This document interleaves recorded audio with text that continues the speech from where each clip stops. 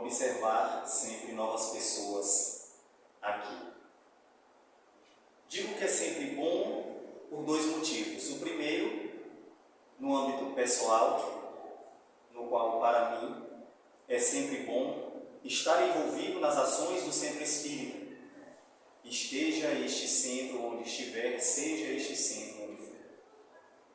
Mas, num outro momento, para toda e qualquer instituição espírita, para todo e qualquer centro espírita, também é muito bom contar sempre com a presença de encarnados e desencarnados. O que significa que, de alguma forma, nos vinculamos por objetivos, intenções, desejos, ainda que distintos aparentemente.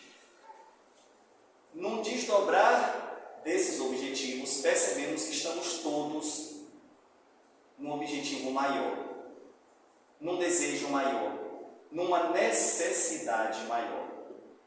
Necessidade, desejo, objetivo estes que só vão ser percebidos mais à frente, quando nos permitimos refletir acerca de um centro espírita.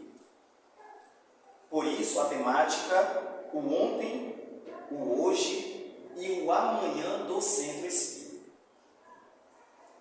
Mas, pergunto a vocês, sem o objetivo de responder agora ou responder de forma pública. Já nos perguntamos por que vamos ao centro espírita? Já nos perguntamos se, outrora, quando fizemos a escolha de ir ao centro espírita, se esse motivo já havia sido contemplado, por que nós permanecemos? Por que nós continuamos a ir no centro espírita? São perguntas que também deixamos aqui como oportunidade de reflexões. E, ao mesmo tempo, uma sugestão, que consigamos estar sempre refletindo. Por que mesmo que eu estou indo ao centro espírita? Muitas vezes essa pergunta ela não vai significar uma dúvida, porque muitos de nós já têm a convicção do porquê procurou um centro espírita. Mas é no sentido mesmo de nos fazer refletir do nosso papel enquanto frequentadores, visitantes ou trabalhadores de um centro espírita. A Sílvia, há pouco, referia-se à caravana da fraternidade e mencionou aqui o Conselho Regional. Pois bem, essa atividade em particular, a visita de hoje, o tema da noite, ele foi proposto, pensado e trabalhado pela Federação Espírita do Estado da Bahia. A Federação Espírita do Estado da Bahia, portanto, é um órgão, como o próprio nome já diz, federativo, cujo objetivo é exatamente aglutinar, agregar, reunir, pensar, discutir, experienciar e oferecer aos centros espíritas bagagem. Oferecer aos centros espíritas luz para as dúvidas. Oferecer aos centros espíritas alternativas para as suas dificuldades ou para os seus projetos. Para além de tudo isso, unir os trabalhadores espíritas, unir os espíritas e também unificar o movimento espírita. Unificar o movimento espírita não significa dizer que, da mesma forma como a Casa de Jesus trabalha, todos os outros centros irão trabalhar também. Não é nesse sentido. A unificação vem no sentido de que, seja qual for o centro espírita que estivermos, ali, em todas as suas tarefas, a linguagem dos espíritas será aquela oriunda, advinda da doutrina espírita. Portanto, um centro espírita que, de fato, nas suas práticas, tem como base a doutrina espírita, doutrina esta codificada por Allan Kardec. Então, o papel da Federação Espírita Brasileira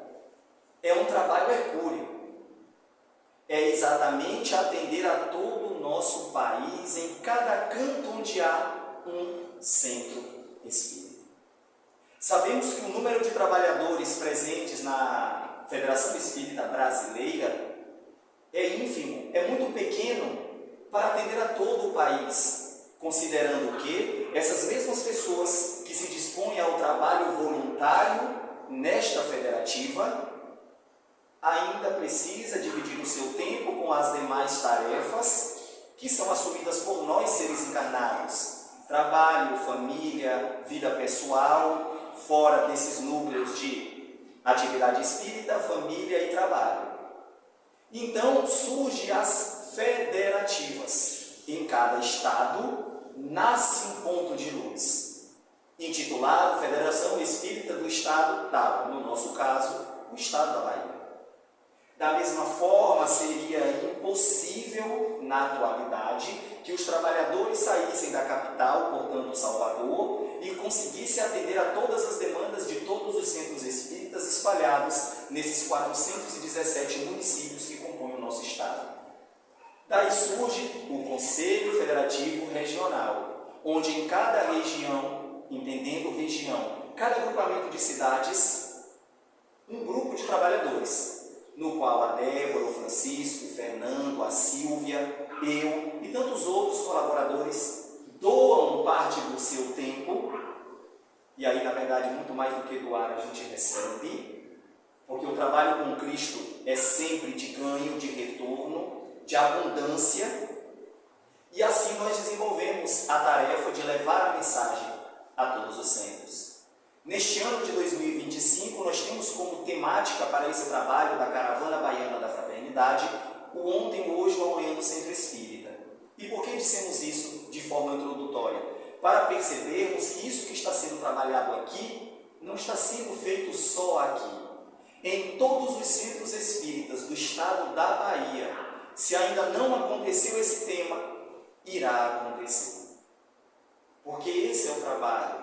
É o trabalho de unificar, trazer propostas de forma que consigamos enxergar todos o mesmo ponto. E cada um, claro, enxergando o mesmo ponto, do ponto de onde estão, adquirir então assim as suas reflexões, o seu conhecimento, o seu desdobrar das informações. Mas esse trabalho ele não começa agora. A Caravana da Fraternidade, ela começa no século passado, na década de 50, quando trabalhadores espíritas se agrupam e saem de centro em centro, pela região norte, nordeste, falando da necessidade de estarmos juntos, falando da necessidade de termos uma instituição que possa ser a orientadora do movimento espírita brasileiro. A necessidade de dizermos que não podemos continuar sozinhos, como dissemos hoje, nas quatro paredes de um centro espírita. Não podemos dedicar todo o nosso tempo para as atividades da Casa de Jesus e ignorarmos, por exemplo, que em Santa Cruz de Cabralha existam outros dois centros espíritas, co-irmãos nossos. Seria um trabalho de isolamento, seria um trabalho de solitude, e isso já era sentido no século passado. Esses amigos caravaneiros partem então na tentativa de fazer um movimento, um manifesto e dizer à Federação Espírita Brasileira: precisamos trabalhar juntos. Vocês na capital brasileira precisam encontrar alternativas para chegarem mais próximos de nós. Após esse movimento, que durou apenas um ano e foi intitulado como Caravana da Fraternidade, no qual inclusive temos sempre que oportuno a lembrança de um baiano, Leopoldo Machado, que esteve à frente deste movimento.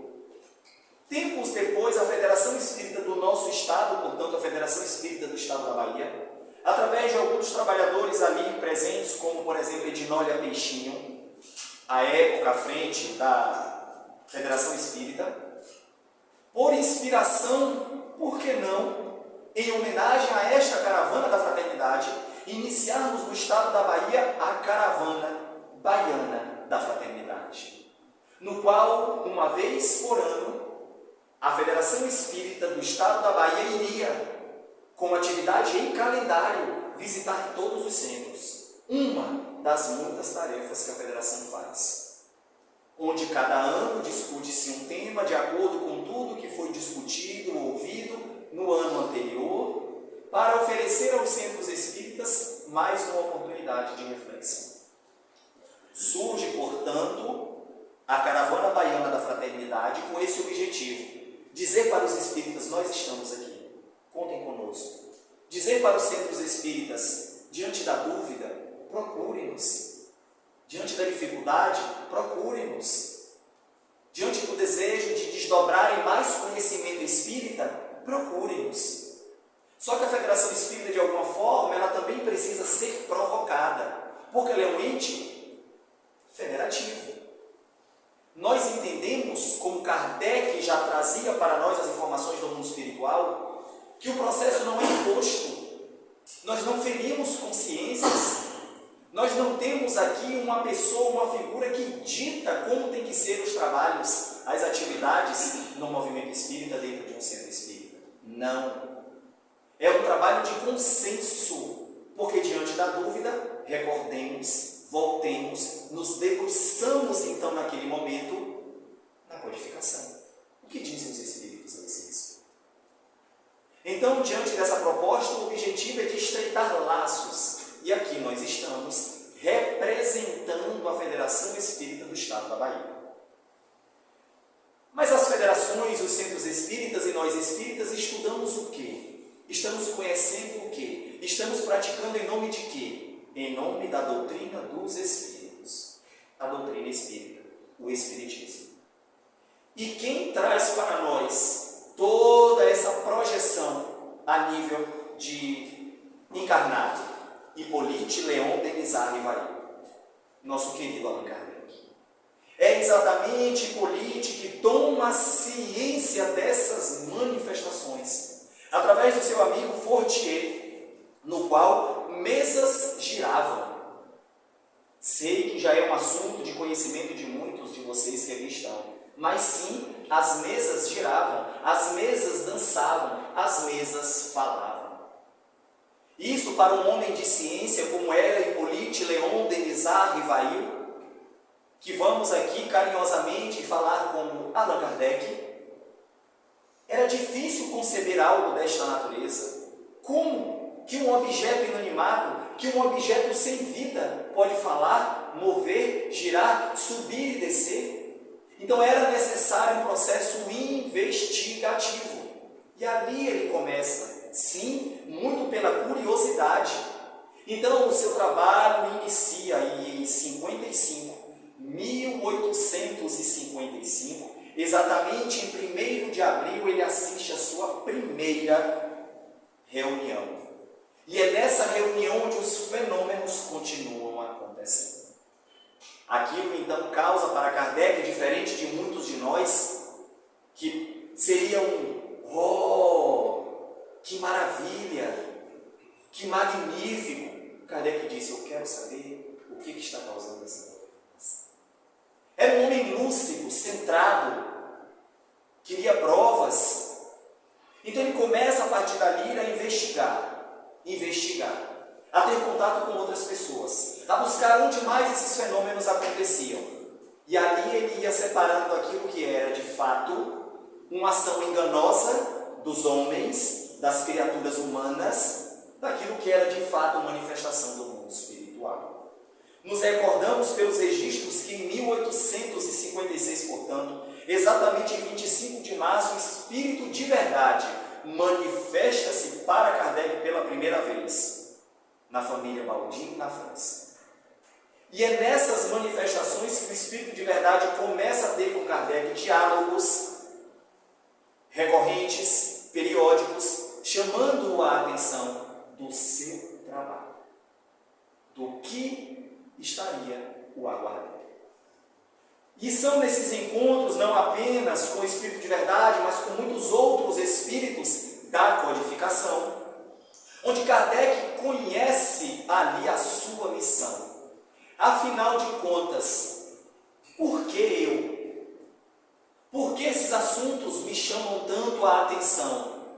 Por que a necessidade que percebo em mim de cada vez mais debruçar-me sobre essas coisas e dar a isso explicações? Então, recebendo a informação da espiritualidade de que era a sua missão, ele havia então sido, junto com tantos outros espíritos, preparados para este momento, considerando que na lei divina, se nenhuma folha cai sem que haja o conhecimento e a permissão, portanto, sem que faça parte de um planejamento divino, a vinda de Kardec fazia parte também deste planejamento. O que significa dizer que o mundo espiritual precisaria tomar novos rumos, ser conhecido, visto e vivido por nós encarnados, pelos encarnados da época, de uma forma diferente do que até então as demais religiões haviam apresentado no mundo espiritual. Vejam que na realidade a doutrina espírita não vem para dizer a doutrina espírita é a certa e as demais doutrinas são as erradas. Não. A doutrina espírita ela vem para, utilizando de uma palavra da atualidade, oferecer um upgrade acerca do conhecimento do mundo espiritual. O que significa dizer que a doutrina espírita ela vem nos oferecer uma percepção a mais de onde as demais religiões alcançam. E aqui nós reafirmamos, não há religião errada, não há doutrina equivocada acerca do mundo espiritual. Há uma percepção. E até onde alcança essa percepção, a doutrina espírita vem nos dizer, há algo a mais. Existem explicações que se desdobram desses ou daqueles fatos, desses ou daqueles fenômenos, desses ou daqueles comportamentos humanos. Há uma estrutura espiritual envolvida, influenciando diretamente muito mais do que imaginamos em nossa vida. Dito isso, portanto, Kardec, após reunir todas as informações possíveis, em 18 de abril de 1857, ele publica a primeira obra, resultado dessa sua pesquisa e desse seu trabalho. A obra O Livro dos Espíritos, na sua primeira edição. Essa primeira edição, portanto, com 501 questões, vinha trazendo para nós acerca do que é Deus, acerca de como funcionam os atributos da divindade, qual a relação existente entre o mundo físico e o mundo espiritual, por que eu sou considerado enquanto espírito imortal, este ser oriundo de Deus. Mas Kardec percebia que o seu trabalho não estava encerrado ali. Os espíritos continuavam a buscá-lo e ele cada vez mais buscando mais respostas. Amplia o seu trabalho e uma segunda edição é finalizada. Esta com 1019 perguntas, que é a que nós encontramos na atualidade nos centros espíritas. É a que nós estudamos e serve como base para o estudo que Silvia há pouco havia mencionado, como o ESD, o estudo sistematizado dessa doutrina. É exatamente a partir daí, dessa publicação, que vamos encontrar nesta obra, didaticamente muito preparado por Allan Kardec, um pedagogo, um professor, um estudioso, o cuidado de separar cada parte desta obra, onde, repito, cada parte vem trazer para nós um desdobrar de assuntos diversos. Acerca da criação, acerca da mediunidade, acerca da vida no mundo espiritual, acerca das leis naturais, acerca do céu, do inferno e de muitos outros temas. Kardec percebe que em cada parte deste livro havia uma necessidade. A necessidade de coletar informações de outros tantos amigos espirituais que se colocavam disponíveis para auxiliar Kardec. Kardec, então, percebe que não havia possibilidade de uma terceira edição do Livro dos Espíritos. Então, nós vamos ampliar estas informações com outras obras. Então, surge o Livro dos Médiuns, na contracapa, continuidade de O Livro dos Espíritos.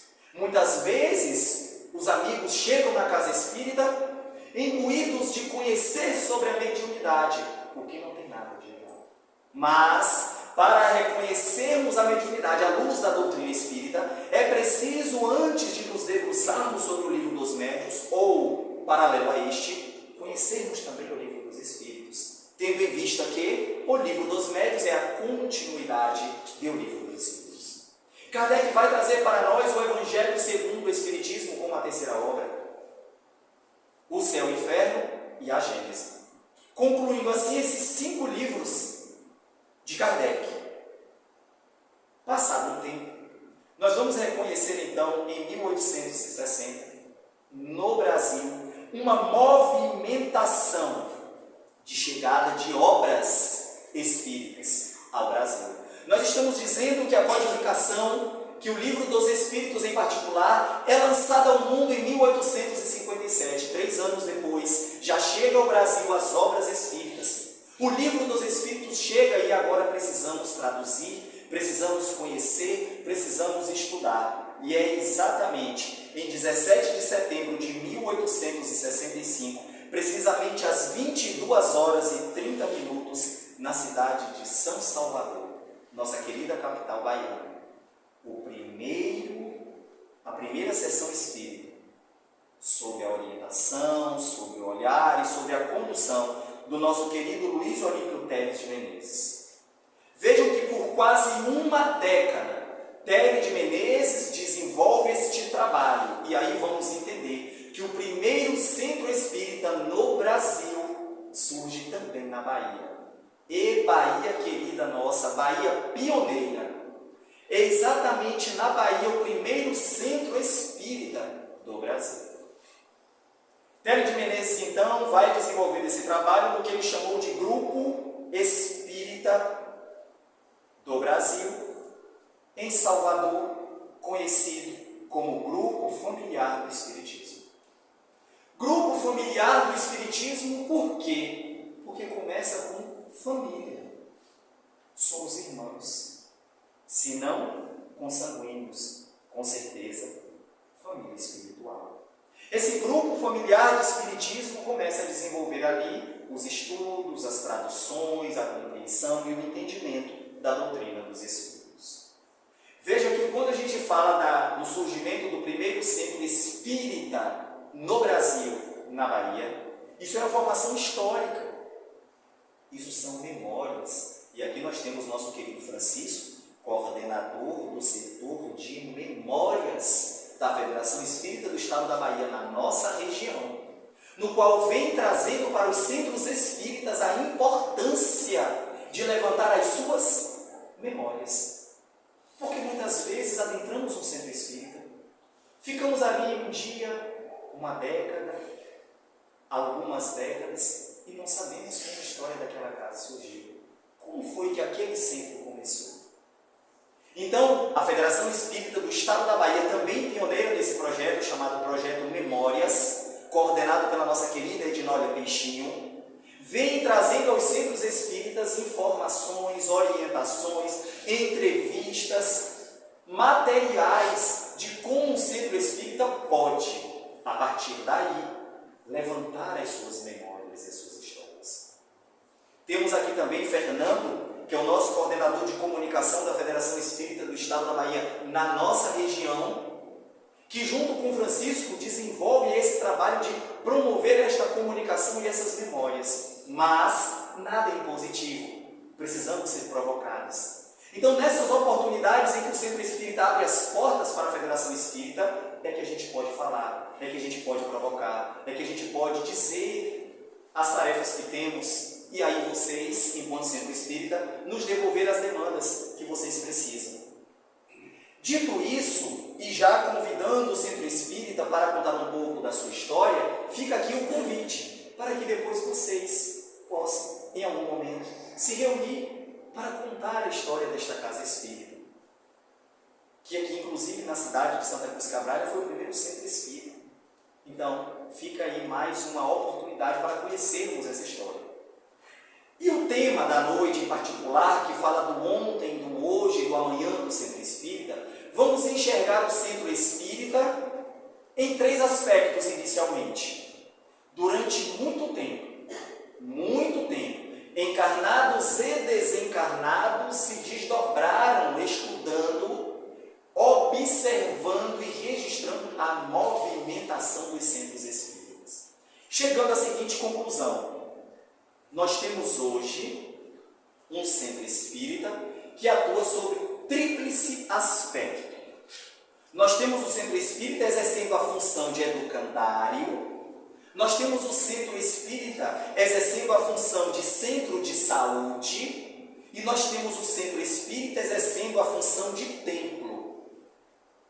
Como assim, João? Na função de educandário, o centro espírita tem a tarefa, o dever moral de levar a todas as criaturas que adentram esta casa o conhecimento acerca de quem somos, de onde viemos, para onde vamos, como nos relacionamos com a nossa intimidade, como nos relacionamos com a espiritualidade, como identificar através dos sonhos, das percepções, das leituras nas entrelinhas, das comunicações mediúnicas, das diversas obras já psicografadas, a nossa tarefa. Isso é papel de educação. A educação espírita, portanto, o centro espírita assume na atualidade também a função de templo. E como isso é feito? Cada centro busca desenvolver segundo as oportunidades de trabalho que lhe são ali naquele momento dadas como condição. Palestras, atividades voltadas para o adulto, para a criança, para o jovem, que nós vamos chamar de estudo, de evangelização da infância, da juventude, são ações de educação. As palestras, os seminários, os cursos, as rodas de conversa, tudo isso faz parte de um conjunto de tarefas voltadas para a educação do ser. São nesses momentos que nós temos a oportunidade de perceber. Esse assunto eu ainda não tinha percebido no movimento espírita. Eu ainda não tinha me dado conta de que é um assunto a ser explorado por mim. Foi dita uma referência de uma obra ou de um espírito que eu não conhecia. Vou a partir daí me debruçar. E aí nós vamos então ampliando a nossa bagagem de informações, de conhecimento teórico. Esse é o papel da educação. O centro espírita não pode se furtar a esse momento. Ele não pode, por exemplo, fechar-se na função de centro de saúde, visando apenas curar as dores da alma ou oferecer lenitivo, amenizar essas dores, e não oferecer àquele espírito imortal a oportunidade de refletir o porquê vivenciar essas dores. O que vamos encontrar então são espíritos que, mesmo tendo as suas dores aliviadas, mas nunca esclarecidos sobre as mesmas, um dia vão desencarnar e, quando tiverem a oportunidade, estarão batendo a porta das reuniões mediúnicas para dizer assim: por que vocês nunca me falaram sobre esses assuntos? Por que vocês deixaram que eu chegasse do lado de cá para perceber que existe todo um assunto a ser compreendido? Por que vocês não me permitiram aliviar a minha dor da forma como eu a enxergava, maldizendo de tanta gente? Por que vocês não me fizeram a oportunidade de ver que tudo isso fazia parte de uma história, e história essa, que eu era o autor? Então o centro espírita ele não pode se furtar a esta função. E aí, claro que nós vamos identificar, sim, centros espíritas que, pela sua característica de trabalhadores e oportunidade para o trabalho, eles terão uma preponderância de trabalho, seja na parte de educandário, seja na parte de centro de saúde, seja mesmo na parte de templo. Quando vamos a determinados centros espíritas, identificamos uma predominância maior de determinadas tarefas que são voltadas para. E aí nós costumamos dizer, tal centro espírita, ele tem uma predominância para a parte de educandário. Tal centro espírita trabalha mais a questão do centro de saúde. Tal centro espírita foca mais na questão do tempo. É preciso recordarmos que Allan Kardec traz para nós, na proposta de ciência, filosofia e religião, o conjunto que forma a doutrina. Então, o centro espírita não pode se furtar a um trabalho em detrimento apenas de outro. É preciso caminharmos com essas funções paralelas, lado a lado, dentro, repito, das condições de cada centro. Às vezes queremos iniciar uma determinada tarefa no qual nenhum trabalhador dali tem experiência com aquela atividade, nem conhece como se dá o desdobramento daquilo. Então vai ser necessário primeiro tomar conhecimento, visitar outros centros espíritas, dialogar com outros irmãos. Se já existe uma atividade mediúnica, saber se há alguma proposta por parte da espiritualidade no sentido de orientação, nunca de domínio sobre a tarefa, porque a espiritualidade superior respeita o momento de cada um. Buscar a Federação Espírita para buscar informações daquela atividade, e aí sim, uma vez os amigos compenetrados minimamente naquela tarefa, a gente inicia. Não precisa também aguardar nos tornarmos catedráticos. Corre o risco de desencarnarmos e não termos iniciado a tarefa prática. E isso nós encontramos em diversas histórias pedagogicamente atribuídas às psicografias do nosso querido Chico Xavier, nas múltiplas histórias que vão nos desdobrando as percepções. Muitas vezes, aquela pessoa fica no planejamento, na busca, desencarna e não deu sequer o primeiro passo na concretização do que buscava. Então é preciso entendermos, na atualidade, o centro espírita nessas três funções sociais. Dito acerca do educandário, portanto, nós vamos identificando a função do centro de saúde, onde nesta função nós vamos reconhecendo que viver aqui é identificar um reflexo de um nível espiritual ou do que acontece num determinado nível evolutivo na espiritualidade.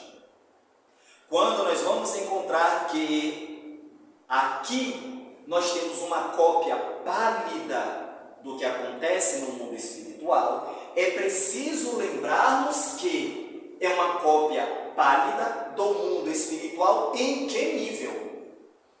Porque eu pergunto aos senhores e às senhoras aqui presentes, no nível espiritual onde Jesus se encontra, essa é a cópia do que acontece nesse nível? Com certeza não. Nós vamos identificando nas entrelinhas da mensagem do mundo espiritual, por conta dos estudos que realizamos e das rodas múltiplas de conversas que também fazemos parte, que mesmo no mundo espiritual existem níveis evolutivos. Nos níveis mais próximos de onde nos encontramos, que é o mundo físico, nós aqui vivemos uma cópia pálida do que é lá. O que significa dizer que estamos ainda adoecidos da alma, como no mundo espiritual muitos são os espíritos também adoecidos da alma. E como tratar? Nós vamos identificando, ao estudarmos, que o movimento evolutivo impulsionado pela dor nos aproxima da espiritualidade, da divindade, nos traz a necessidade de um esforço acerca da humildade que muitas vezes, para nós seres encarnados, falta-nos. E é exatamente pela dor e pela impossibilidade de nós próprios sanarmos essa dor que nós vamos buscar o auxílio. E muitas vezes, na busca pelo auxílio do alívio da dor, encontramos o centro espírita. E aí é quando alguém diz, vai lá tomar um passe, vai lá fazer uso da água fluidificada, vai lá para uma atividade recorrente na tarefa da magnetização, que é o passe. Vai lá conversar um pouco sobre isso que te angustia, aquela tarefa que Silvia também oportunamente chamou de atendimento fraterno. Vai lá, porque não deixa de ser uma terapêutica para aliviar as dores. Então o centro espírita ele tem também esta função, e através desse processo de magnetização, esse trabalho que nós carinhosamente chamamos de passe, é que nós vamos buscar reestruturar, reorganizar o que a gente chama de centro de força, que o hinduísmo, por exemplo, vai chamar de chakra. Tudo certo. Esses centros de força precisam estar alinhados, em harmonia, energeticamente equilibrados com a quantidade necessária para que o seu funcionamento ocorra, dando à estrutura física a saúde que ela precisa. Quando nós nos debruçamos na literatura espírita, voltando para a tarefa de educandário, vamos identificar que toda e qualquer enfermidade, já nascida com ela ou adquirida ao longo da encarnação, tem sua origem no espírito. Sim. Por quê? Porque, como dissemos, a dor ainda é um movimento evolutivo. Nada acontece na nossa vida ao acaso, por engano. A espiritualidade se equivocou e de repente, ou como dizem muitos, pela força de expressão, do nada, os espíritos já nos esclarecem que o nada não existe. Aquilo que supomos o nada é alguma coisa, porque no mínimo é local onde os espíritos ali transitam. Então, o nada não existe. Vamos identificando a necessidade de identificarmos porquê a dor. Não é um porquê no sentido de que você tem essa dor, porque na encarnação passada, você isso, você aquilo, não. Isso é o básico do básico. Que até aqueles que não estudam o Espiritismo, de uma forma, muitas vezes, pejorativa, até diz, joguei pedra na cruz. Ele já está dizendo, eu fiz alguma coisa em algum momento. Então, isso é muito básico quando vamos estudando a doutrina espírita.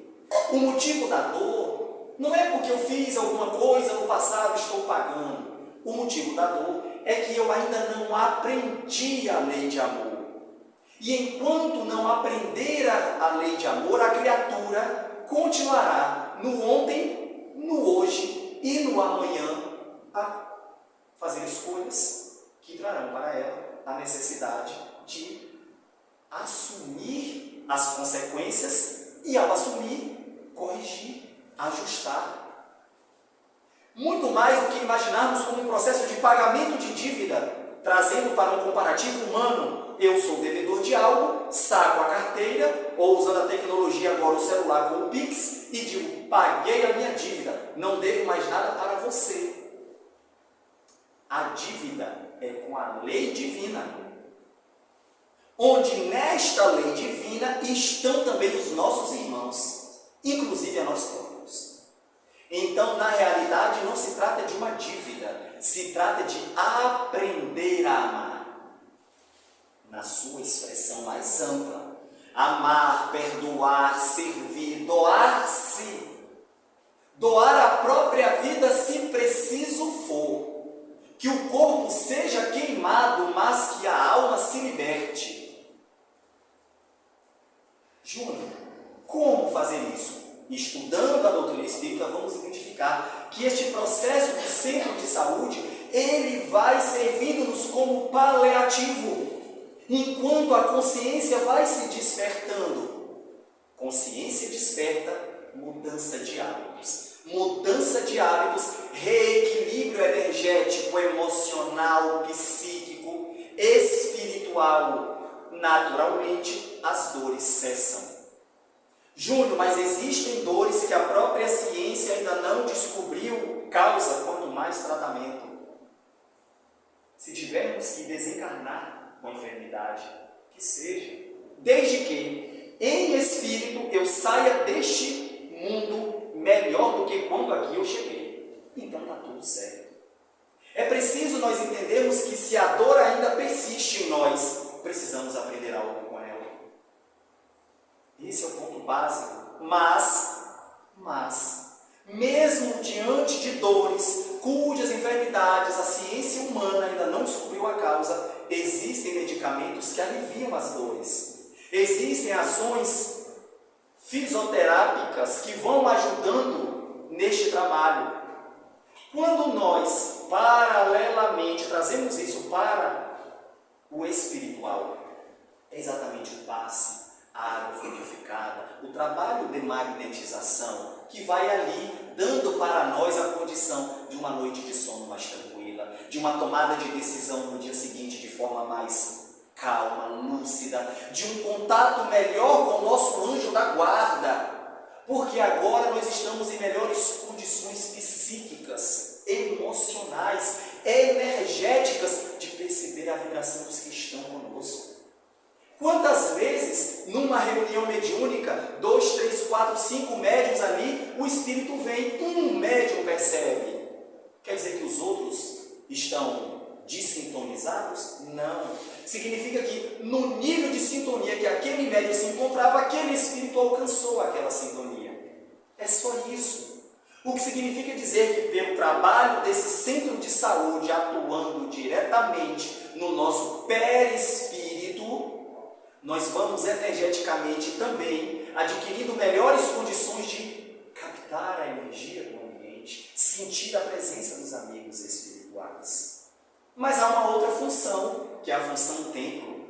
A função templo, portanto, é aquela função onde nós buscamos o contato com o sagrado. Nós não buscamos a teoria, nós não estamos buscando passo a passo, nós não estamos buscando ali como realizar um evangelho no lar. Já é a própria realização, é a prática. Então, quando vamos à casa espírita e temos ali um grupo de oração, um grupo de meditação, um grupo de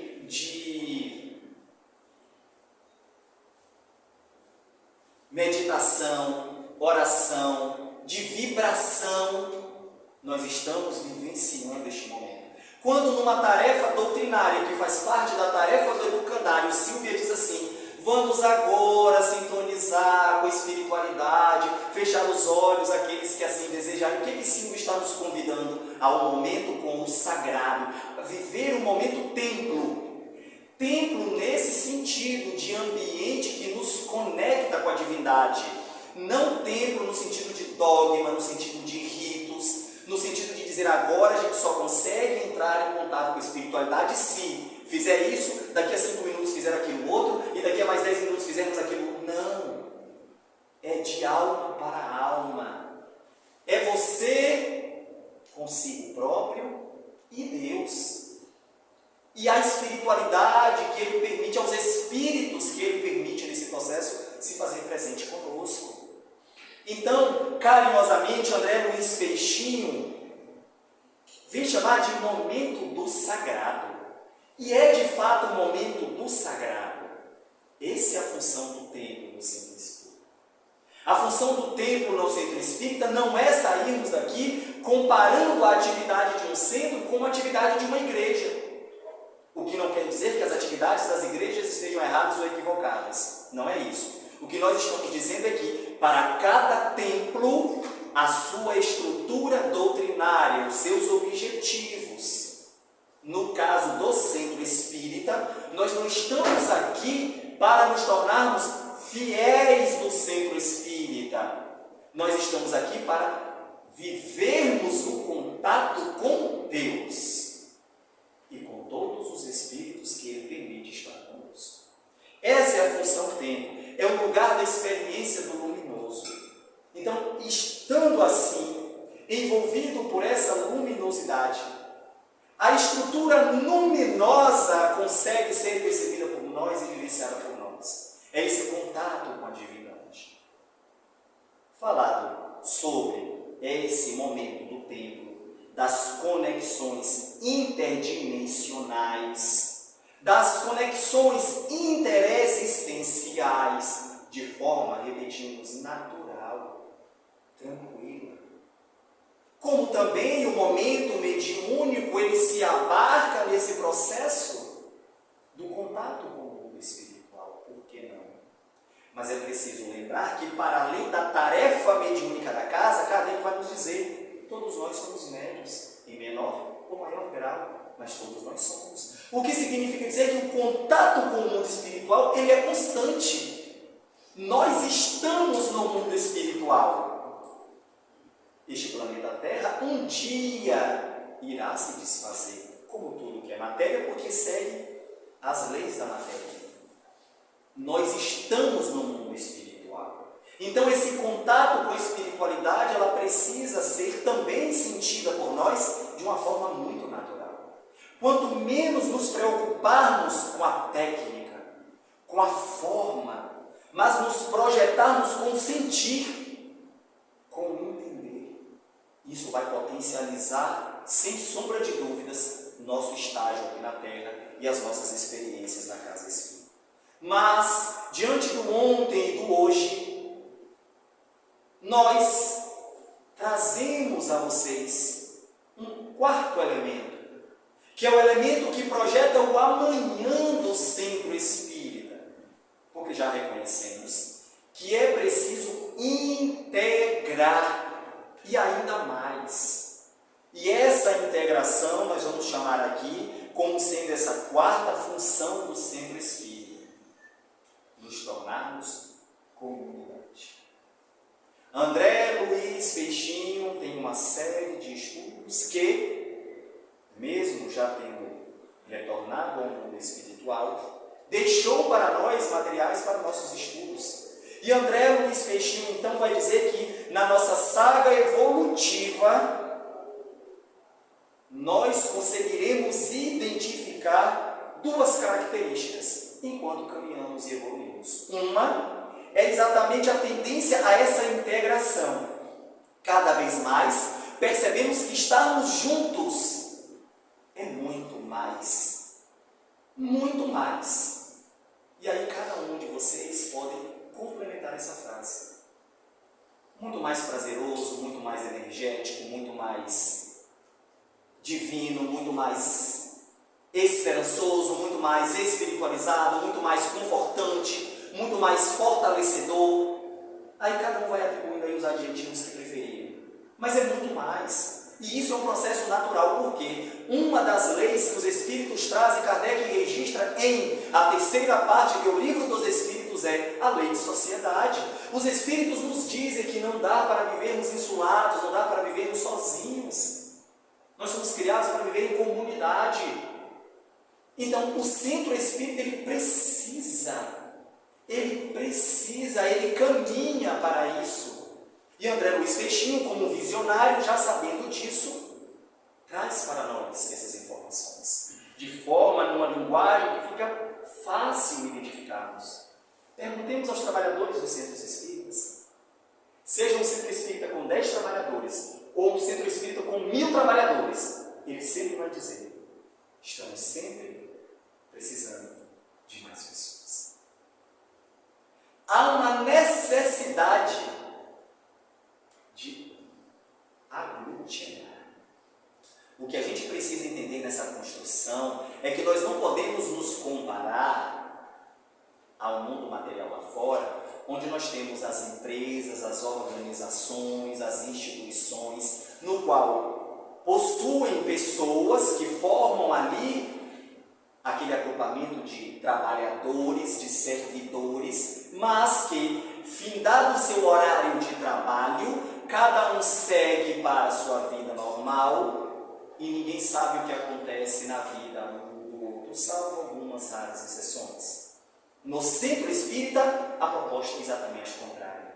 É para além daqui termos e continuarmos o entrosamento, o contato, o conhecimento, o envolvimento, as relações, o estreitamento de laços. Essa comunidade ela precisa ser fortalecida, ou se não construída no centro espírita.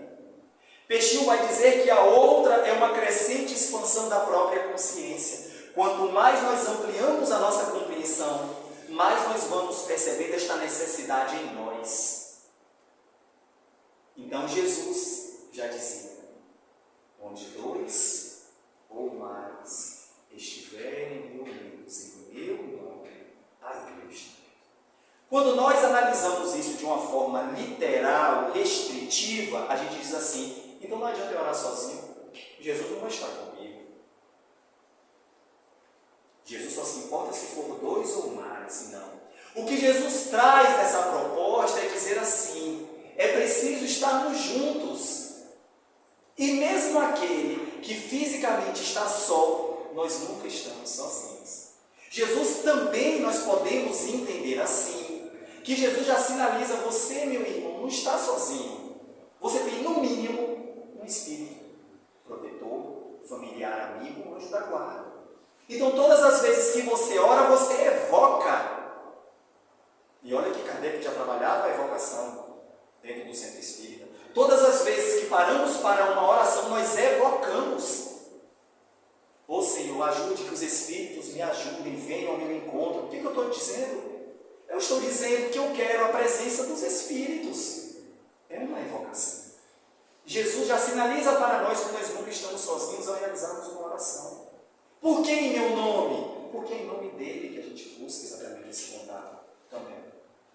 Quando não, diretamente em nome do Pai.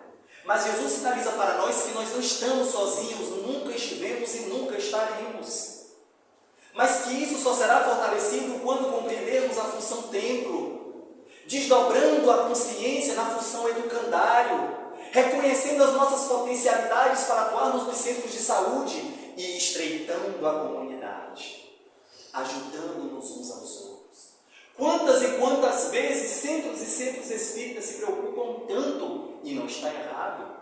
Não gosto muito da palavra preocupação, mas por fins didáticos, para que possamos compreender, nós precisamos abarcar o bairro, nós precisamos abarcar a cidade, nós precisamos sair às ruas, tudo certo.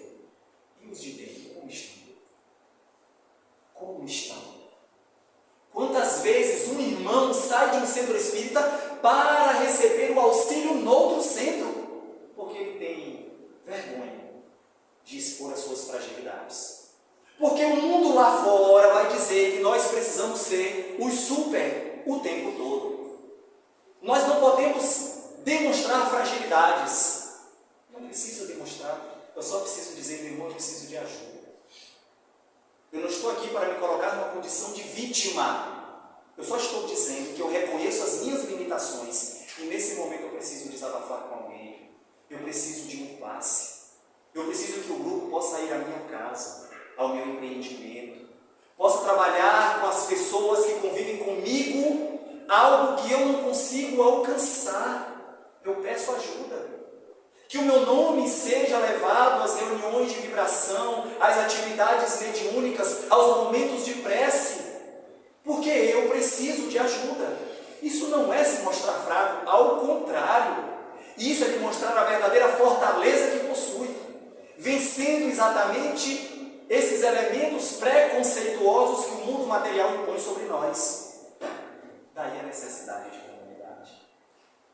Quando o Bezerra de Menezes vai dizer então que um feixe de varas é quase que impossível ser quebrado, ao contrário de apenas uma vara, é porque juntos somos mais fortes e sustentamos-nos uns aos outros.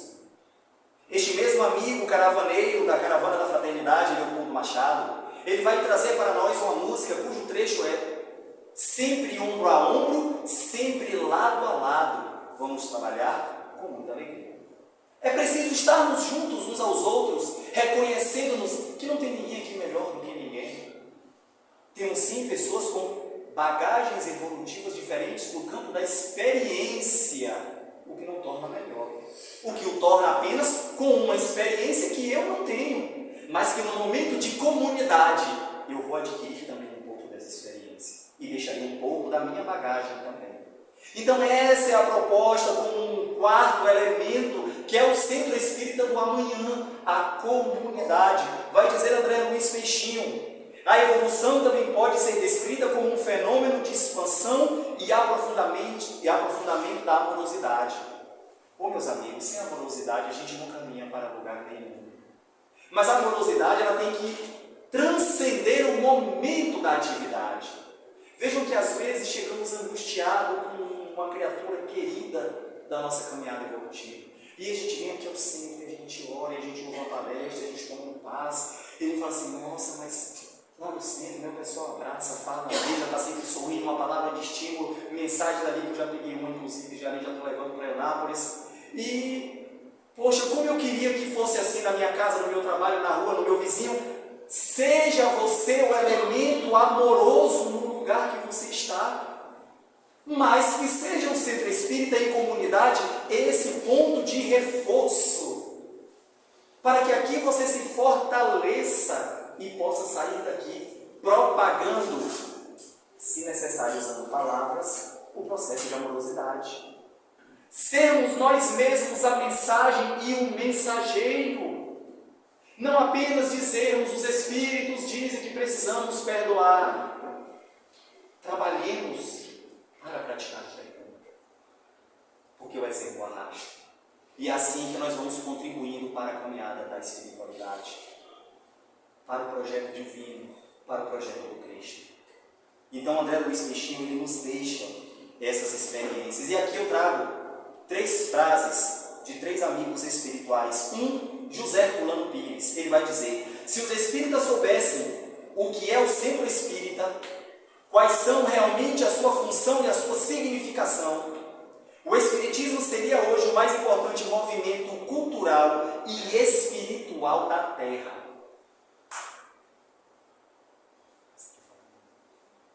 Outro amigo, Leon Denis, ele vai dizer assim: o espiritismo é o credo futuro da humanidade, não será a religião do futuro, mas sim o futuro da religião. Ele é, o espiritismo, ao mesmo tempo ciência positiva, filosofia moral e solução social. E esse mesmo amigo, Leon Denis, eu disse 3, mas na verdade são 2, Leon Denis, se desdobram em algumas frases selecionadas por nós, é que ele vai dizer assim: o espiritismo será o que dele fizerem os homens. Similia similibus, ou seja, esse processo de sintonia. Ao contato da humanidade, as mais altas verdades às vezes se desnaturam e obscurecem. Pode constituir-se uma fonte de abusos. A gota de chuva, conforme o lugar onde cai, continua sendo pérola ou transforma em lodo. Leon Denis: se não for para viver em comunidade enquanto espíritas, nós ainda estamos distantes do que essa verdadeira doutrina tem para nos oferecer. Então, a Federação Espírita do Estado da Bahia, ela vem mostrar para nós exatamente isso, a necessidade de vivermos em comunidade. Encerramos por aqui, relembrando que o Centro Espírita, como laboratório de felicidade, trabalha em nós as bem-aventuranças. E essas bem-aventuranças alcançam diretamente aflitos, criaturas que buscam estar de puro coração, brandos, pacificadores, pobres de espíritos e misericordiosos. Estamos aqui para isso, para ajudarmos uns aos outros. A gente agradece muito a Casa de Jesus. A gente agradece aqui também a todos os outros centros que já agendaram essa palestra conosco, digo, com a Federação Espírita, para que a gente consiga levar a mais e mais pessoas a necessidade de pensarmos enquanto comunidade. A vocês, meu muito obrigado, em nome da Federação Espírita do Estado da Bahia, em nome da espiritualidade que sustenta este trabalho, nossa gratidão por se fazerem presente a esta casa, por vir aqui nesta noite, por doar um tantinho das vossas energias, para que este trabalho pudesse fluir, pudesse acontecer, não apenas a nível físico, mas também a nível espiritual, como está acontecendo agora. Muita paz para todos.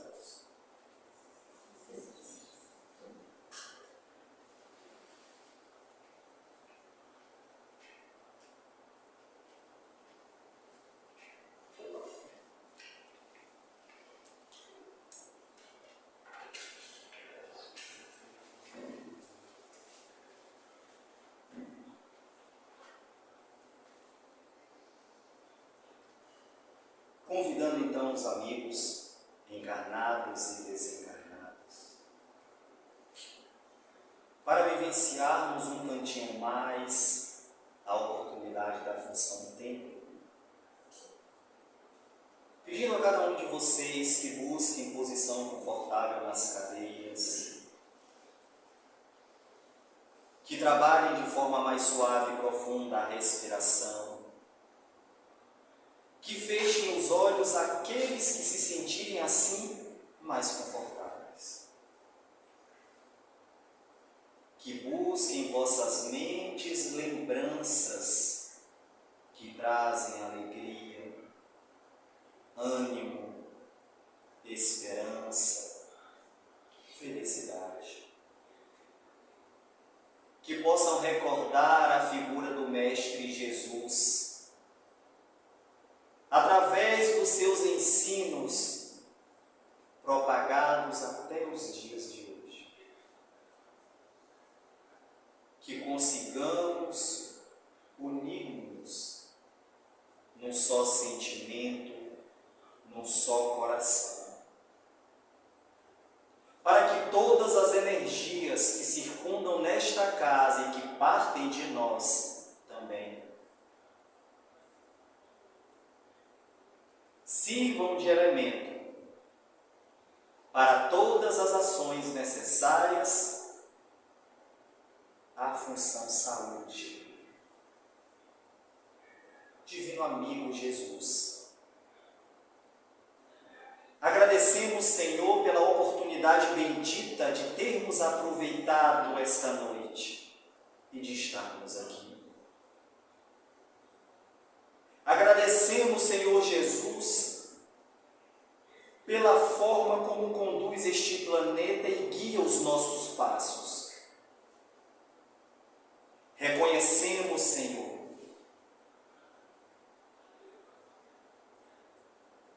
a sua figura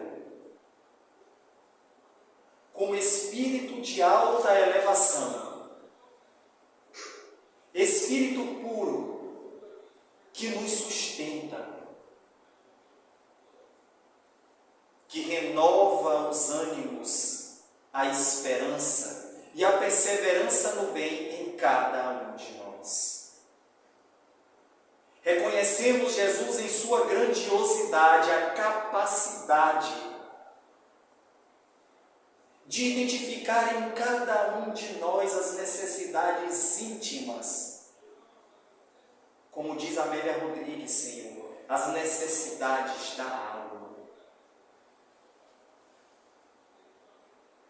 Mas também pedimos, Mestre, pedimos que a tua misericórdia, que o teu amor, que a tua luz, que se estende para todos neste planeta e alcança encarnados e desencarnados,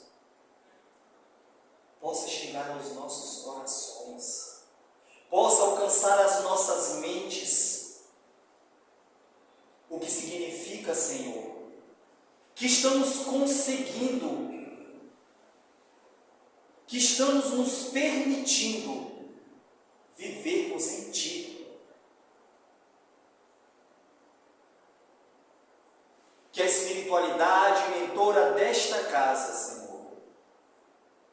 sob suas orientações, na prática da lei de amor, justiça e caridade, possam encontrar em nós, encarnados e desencarnados, condições favoráveis para que todas as ações, da qual não desejamos, mas merecemos, possa acontecer.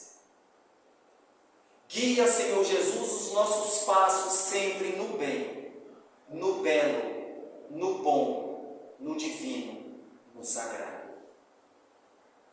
Guia, Senhor, as nossas práticas, o nosso falar, o nosso agir, de forma que seja sim, sim, não, não, com amorosidade, sem ferir consciências, mas estreitando laços e construindo pontes. Que esta casa espírita se fortaleça a cada dia e amplie cada vez mais a tua ação no bem, tendo sempre a doutrina dos Espíritos, organizada por ti, Jesus, como base, como referência.